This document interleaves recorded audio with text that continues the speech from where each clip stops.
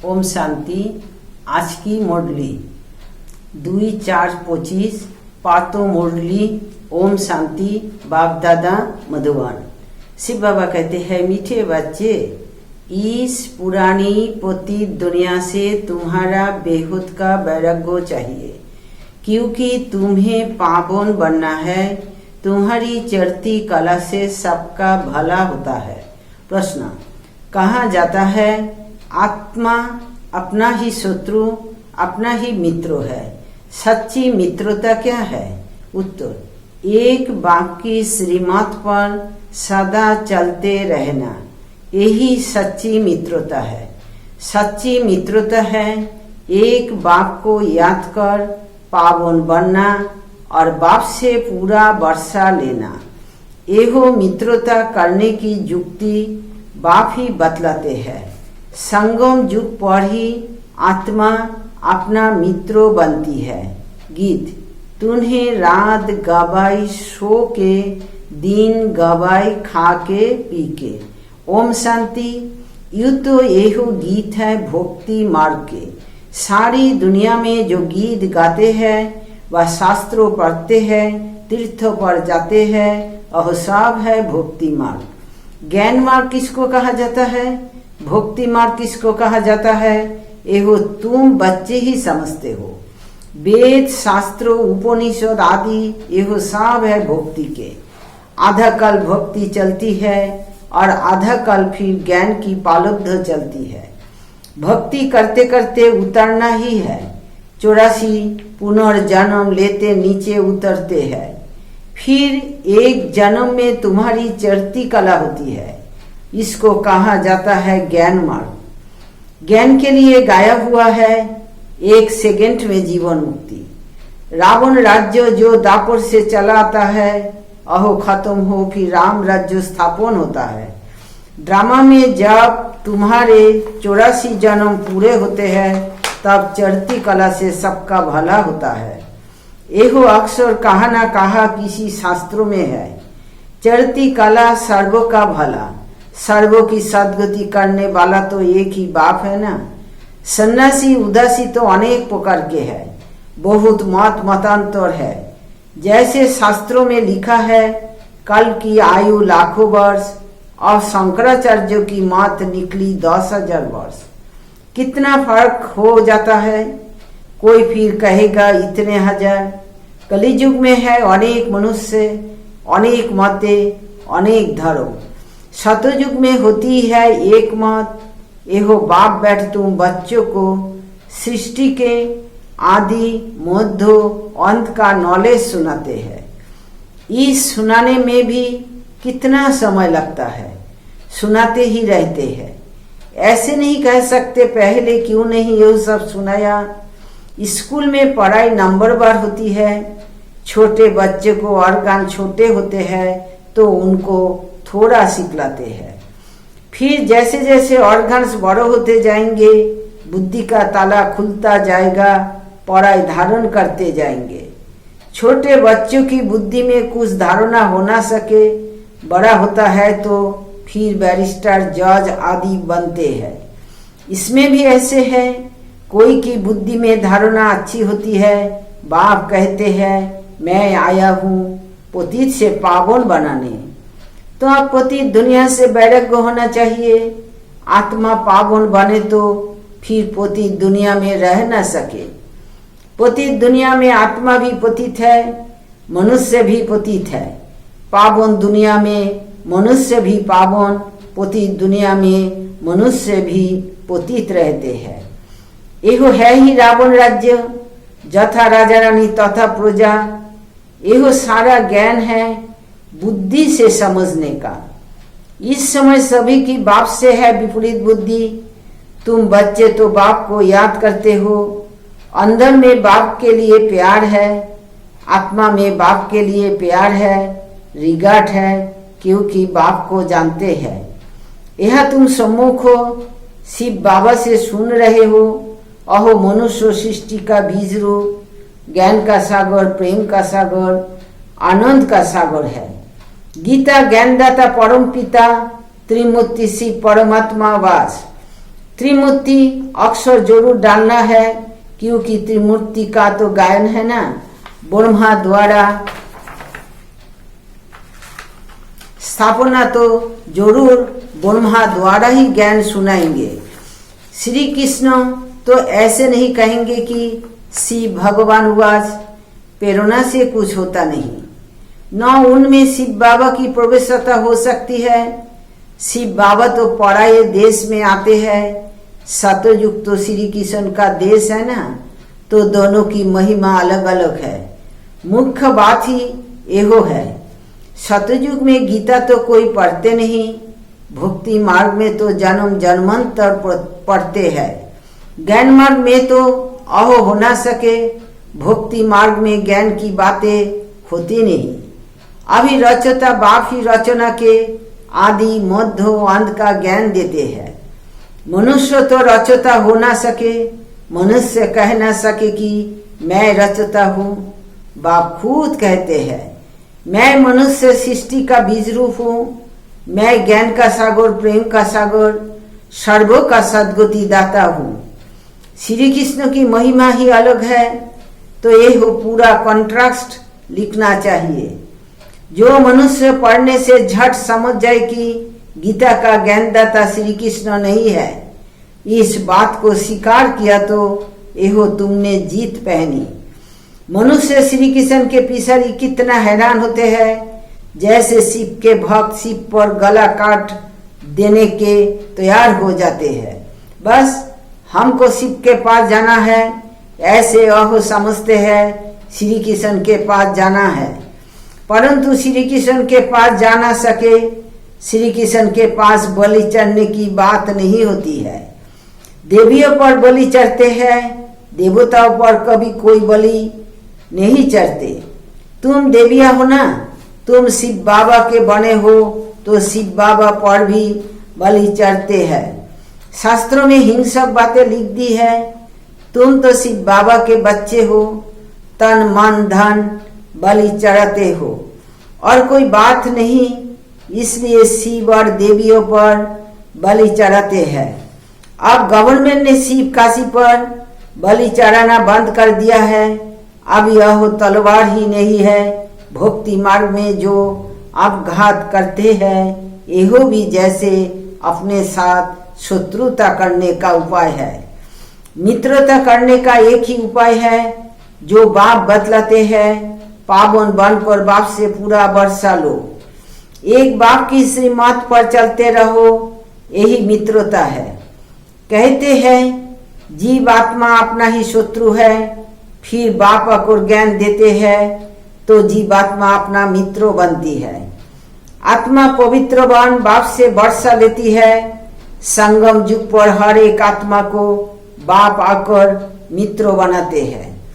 आत्मा अपना मित्र बनती है, श्रीमत मिलती है तो समझती है हम बाप की मत पर ही चलेंगे। अपनी मत पर आधा कल्प चले, अब श्रीमत पर सद्गति को पाना है। इसमें अपनी मत चल न सके, बाप तो सी मत देते हैं, तुम देवता बनने आए हो ना, यह अच्छे कर्म करेंगे तो दूसरे जन्म में भी अच्छा फल मिलेगा। अमर लोक में यह तो है ही मृत्यु लोक, यह राज भी तुम बच्चे ही जानते हो, सो भी नंबर बार।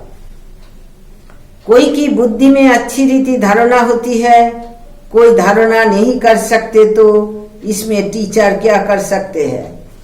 टीचर से कृपा व आशीर्वाद मांगने क्या, टीचर तो पढ़ा कर अपने घर चले जाते हैं। स्कूल में पढ़ते पढ़ते खुदा की बंदगी आकर करते हैं, हे खुदा हमको पास कराना, तो फिर हम भोग लगाएंगे। टीचर को कभी नहीं कहेंगे कि आशीर्वाद करो। इस समय परमात्मा हमारा बाप भी है तो टीचर भी है। बाप की आशीर्वाद तो अंडरस्टूड है ही। बाप बच्चे को चाहते हैं, बच्चा आए तो उसको धन दो, तो यह आशीर्वाद हुई ना। यह एक कायदा है, बच्चे को बाप से वर्षा मिलता है। अब तो तमोप्रधानी होते जाते हैं। जैसा बाप ऐसे बच्चे दिन प्रतिदिन हर चीज तमोप्रधान होती जाती है, तत्व भी तमोप्रधान हो जाते हैं। एहो है ही दुख धाम। 40,000 वर्ष अभी और आयु हो तो क्या हाल हो जाएगा। मनुष्य की बुद्धि बिल्कुल ही तमोप्रधान हो गई है। अभी तुम बच्चों की बुद्धि में बाप के साथ जोग रखने से रोशनी आ गई है। बाप कहते हैं जितना याद में रहेंगे उतना लाइट बढ़ती जाएगी। याद से आत्मा पवित्र बनती है, लाइट बढ़ती जाती है। याद ही नहीं करेंगे तो लाइट मिलेगी नहीं। याद से लाइट वृद्धि को पाएगी। याद नहीं किया और कोई विक्रम लिया तो लाइट कम हो जाएगी। तुम पुरुषार्थ करते हो सतोप्रधान बनने का, यह बड़ी समझने की बातें है। याद से ही तुम्हारी आत्मा पवित्र होती जाएगी। तुम लिख भी सकते हो, यह रचयिता रचना का ज्ञान श्री कृष्ण दे नहीं सकते। अह तो पालुब्धो, यह भी लिख देना चाहिए कि 84वें अंतिम जन्म में कृष्ण की आत्मा फिर से ज्ञान ले रही है, फिर फर्स्ट नंबर में जाते हैं। बाप ने यह भी समझाया है सतयुग में 9 लाख ही होंगे, फिर उनसे वृद्धि ही होगी ना। दास दासिया भी बहुत ही होंगे ना। जो पूरे 84 जन्म लेते हैं, 84 जन्म ही गिने जाते हैं। जो अच्छी रीति इम्तिहान पास करेंगे वह पहले पहले आएंगे। जितना देरी से जाएंगे तो मकान पुराना तो कहेंगे ना। नया मकान बनता है, फिर दिन प्रतिदिन आयु कम होती जाएगी। वह तो सोने के महल बनते हैं, अहो तो पुराने हो ना सके। सोना तो शादी चमकता ही होगा, फिर भी साफ जरूर करना पड़े। जेवर भी भल पक्के सोने की बनाओ तो भी आखिर चमक तो कम होती है, फिर उनको पॉलिश चाहिए। तुम बच्चों को सदी बेहू खुशी रहनी चाहिए कि हम नई दुनिया में जाते हैं। इस नरक में यह अंतिम जन्म है। ये आंखों से जो देखते हैं जानते हैं, यह पुरानी दुनिया पुराना शरीर है। अभी हमको सतयुग नई दुनिया में नया शरीर लेना है। 5 तत्व भी नए होते हैं। ऐसे विचार सगुण मंथन चलना चाहिए। एहो पढ़ाई है ना, अंत तक तुम्हारी एहो पढ़ाई चलेगी। पढ़ाई बंद हुई तो विनाश हो जाएगा। तो अपने को स्टूडेंट समझ इस खुशी में रहना चाहिए ना। भगवान हमको पढ़ाते हैं, एहो खुशी कोई कम थोड़ी है। परंतु साथ साथ माया भी उल्टा काम कर लेती है। 5-6 वर्ष पवित्र रहते, फिर माया गिरा देती। एक बार गिरे तो फिर अहो अवस्था हो ना सके। हम गिरे हैं तो अहो घृणा आती है। अभी तुम बच्चों को सारी स्मृति रखनी है। इस जन्म में जो पाप किए हैं, हर एक आत्मा को अपने जीवन का तो पता है ना। कोई मंद बुद्धि, कोई विशाल बुद्धि होते हैं। छोटेपन की हिस्ट्री याद तो रहती है ना। एगो बाबा भी छोटेपन की हिस्ट्री सुनाते हैं ना। बाबा को अहो मकान आदि भी याद है, परंतु अभी तो वह भी सब नए मकान बन गए होंगे। 100 वर्ष से लेकर अपनी जीवन कहानी याद रहती है। अगर भूल गया तो डाल बुद्धि कहेंगे। बाप कहते हैं अपनी जीवन कहानी लिखो। लाइफ की बात है ना। मालूम पड़ता है लाइफ में कितने चमत्कार थे।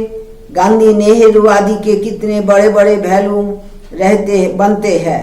लाइफ तो वास्तव में तुम्हारी बहुत वैल्यूबल है। वंडरफुल लाइफ एहो है। एहो है मोस्ट वैल्यूबल अमूल्य जीवन। इनका मूल्य कथन नहीं किया जा सकता। इस समय तुम ही सर्विस करते हो। एहो लक्ष्मी नारायण कुछ भी सर्विस नहीं करते। तुम्हारी लाइफ बहुत वैल्यूबल है, जबकि औरों का भी ऐसा जीवन बनाने की सर्विस करते हो। जो अच्छी सर्विस करते हैं वह गायन लायक होते हैं। वैष्णव देवी का भी मंदिर है ना। अभी तुम सच्चे सच्चे वैष्णव बनते हो। वैष्णव माना जो पवित्र है।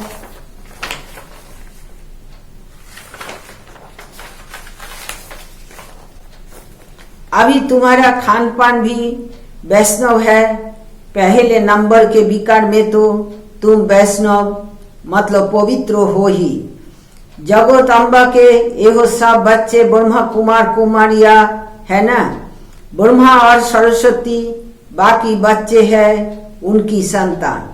नंबरवार देविया भी है जिनकी पूजा होती है। बाकी इतनी भुजा आदि दी है ओह सब है फालतू।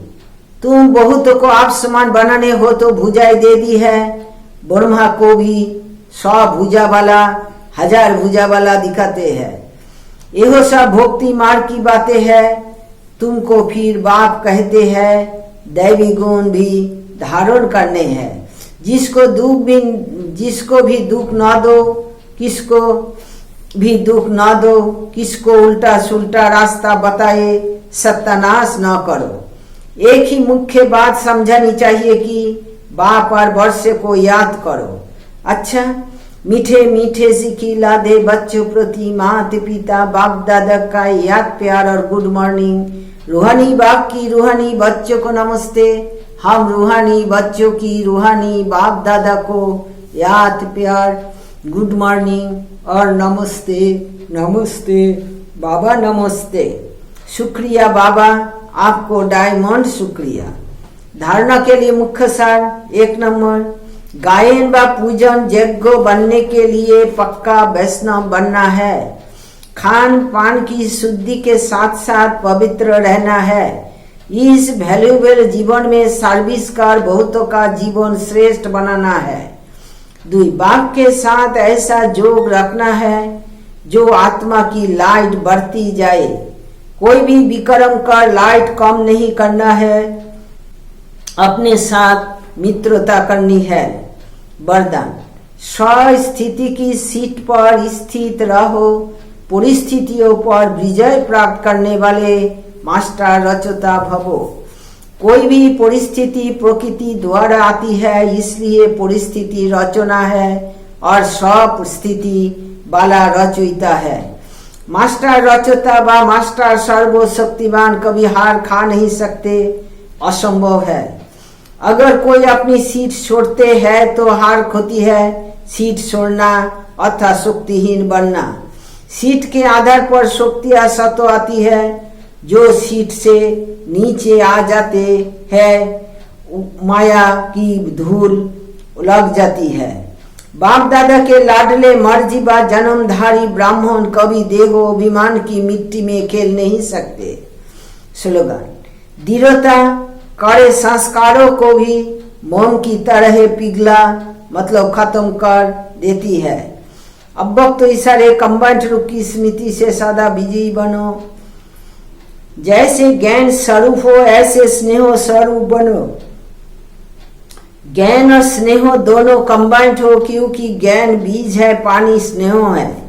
अगर बीज को पानी नहीं मिलेगा तो फल नहीं देगा। ज्ञान के साथ दिल का स्नेह है तो प्राप्ति का फल मिलेगा।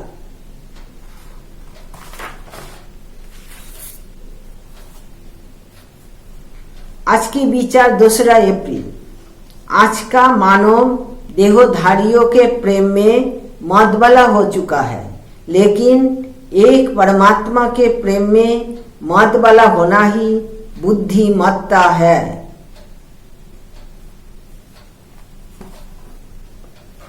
ओम शांति, ओम शांति, ओम शांति।